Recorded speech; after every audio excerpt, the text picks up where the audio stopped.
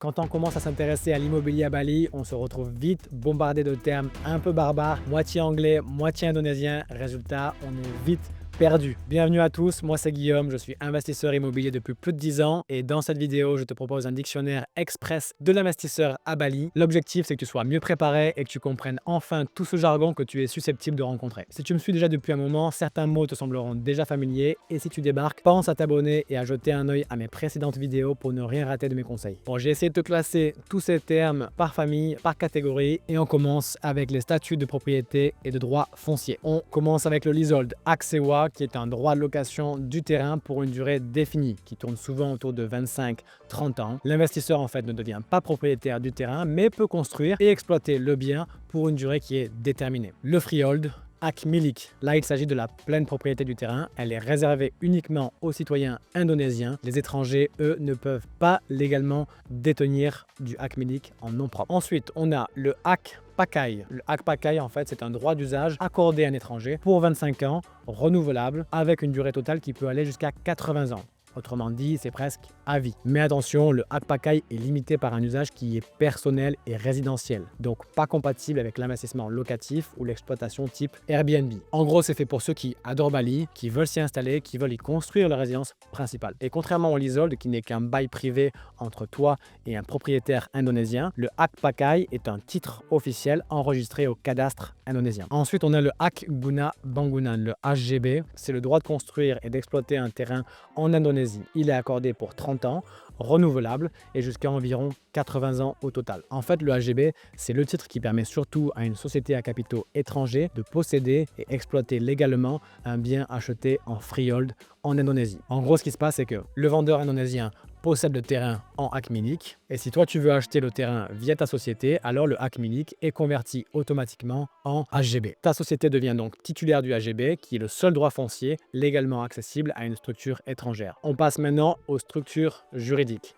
Tu vas forcément entendre parler de PT à chaque fois que tu vois ce terme-là, ça définit une société à capital détenue par les Indonésiens. Et à l'inverse, si tu vois PT, PMA, là il s'agit d'une société à capitaux étrangers. C'est ce qui permet aux étrangers d'acheter légalement un terrain freehold et de l'exploiter commercialement grâce au HGB. Une PTPMA, elle doit être constituée de 2 investisseurs. Donc même si en vrai tu vas acheter tout seul, tu devras forcément mettre le nom de quelqu'un, lui attribuer 1% et toi tu auras 99%. Ensuite, on a le NIB. Là, il s'agit du numéro d'enregistrement de l'entreprise. C'est obligatoire pour toute PTPMA. Passons maintenant aux documents légaux essentiels. En premier, tu as le certificat. Il s'agit là du titre de propriété. Par exemple, certificat hak milik ou certificat HGB. Il est à vérifier absolument avant tout achat et le vendeur doit toujours être en possession de l'original. HJB, là on parle de l'acte de vente définitif qui est signé devant le notaire et qui transfère officiellement la propriété. Et à l'inverse, le PPJB, c'est l'avant-contrat, la promesse de vente comme on l'appelle chez nous. Il sert en fait à figer l'accord entre l'acheteur et le vendeur avant la signature de l'acte définitif. Il n'est pas toujours utilisé, mais il peut l'être souvent dans le cas où par exemple certains documents officiels ne sont pas encore collectés ou si par exemple il y a un plan de paiement. Autre document super important, le IMB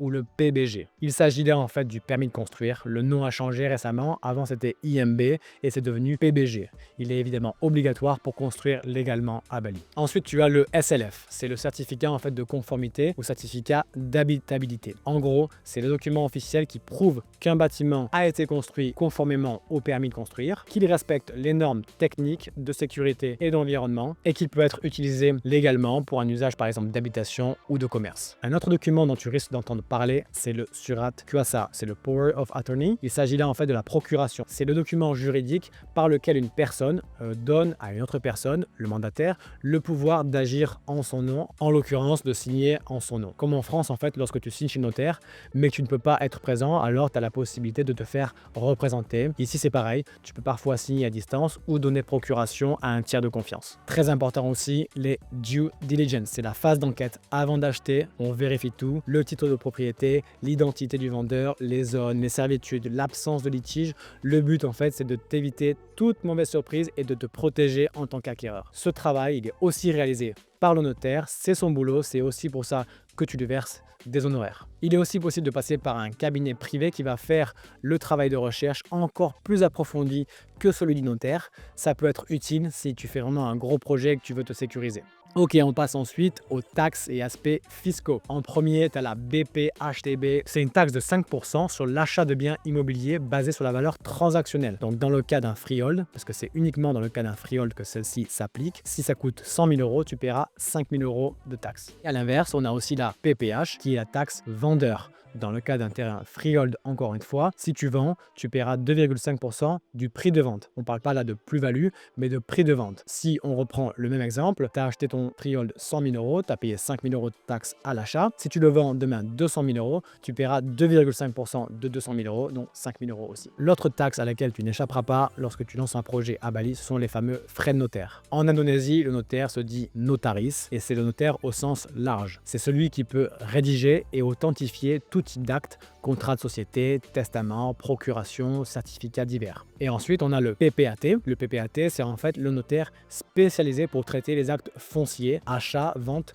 de terrains, de bâtiments, etc. Tous les PPAT sont des notaristes, mais pas tous les notaristes sont des PPAT. Le PPAT, donc le notaire spécialisé dans l'immobilier, il est indispensable pour valider une transaction foncière à Bali. Ce PPAT, il a des honoraires. En France, nous, on parle de frais de notaire et en réalité, on paye 7 à 8%, mais ce ne sont pas des frais de notaire. C'est le notaire qui joue un rôle de collecteur d'impôts et ces honoraires, elles représentent qu'un petit pourcentage de ces 8%. Or, ici, en Indonésie, tu payes juste des honoraires. Les honoraires du PPAT, ici, s'élèvent généralement à 1% du prix de la transaction. C'est en effet la moyenne qui est constatée à Bali. C'est parfois un poil plus, parfois un poil moins. Ça dépend si tu es un bon client ou si, par exemple, c'est une très grosse transaction. Ensuite, on passe au zonage et à l'urbanisme. À Bali, tu as plusieurs zones, dont la zone jaune qui est dite résidentielle où la construction est autorisée sous conditions. Tu as aussi la zone verte qui est dite zone agricole, donc en principe non constructible. Et ensuite, tu as la zone rose qui est une zone mixte où tu peux faire du résidentiel et du commercial. Et tu as surtout l'ITR qui est une attestation de zonage qui est délivrée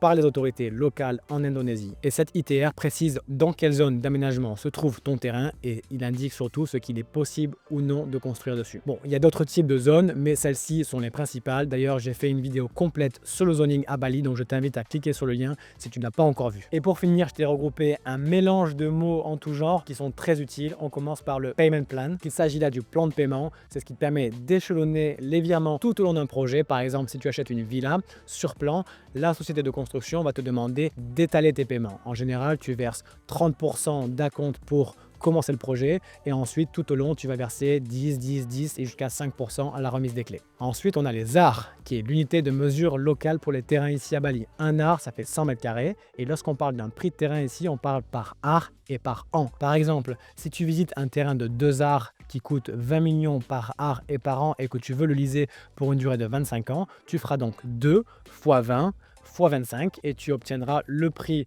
par million en IDR que tu devras alors diviser par le taux de change actuel pour obtenir en euros. Dans ce cas-là, ça fait 1 milliard d'IDR que tu divises par le taux actuel, donc 19 000 et quelques, et tu obtiens un prix de terrain donc de 2 AR, donc 200 mètres carrés pour 25 ans à un prix d'environ 50 000 euros. Tu risques aussi beaucoup d'entendre parler de KITAS qui est en fait le permis de résidence temporaire en Indonésie. Il en existe plusieurs. Tu as le KITAS investisseur, le KITAS worker. C'est quelque chose qui est utile si par exemple tu te vois rester longtemps en Indonésie et ça peut aussi t'ouvrir des avantages fiscaux. Un autre terme ultra important et que tu vas sûrement rencontrer si tu veux investir ici, c'est l'extension. L'extension d'un leasehold, en fait, c'est la possibilité de venir rajouter des années à un contrat de leasing. Ça peut être négocié lors de la signature du contrat ou pendant le leasing en cours auprès du propriétaire indonésien. Par exemple, dans ton contrat de bail, tu vas payer pour 25 années et tu peux aussi convenir avec le propriétaire et le notaire d'une clause qui va stipuler que tu pourras prétendre à 20 années supplémentaires. Et cette extension de 20 ans, elle est payante évidemment et tu peux la déclencher ou pas quand tu en as envie. On enchaîne maintenant avec le Bali BPN, donc c'est le bureau foncier local.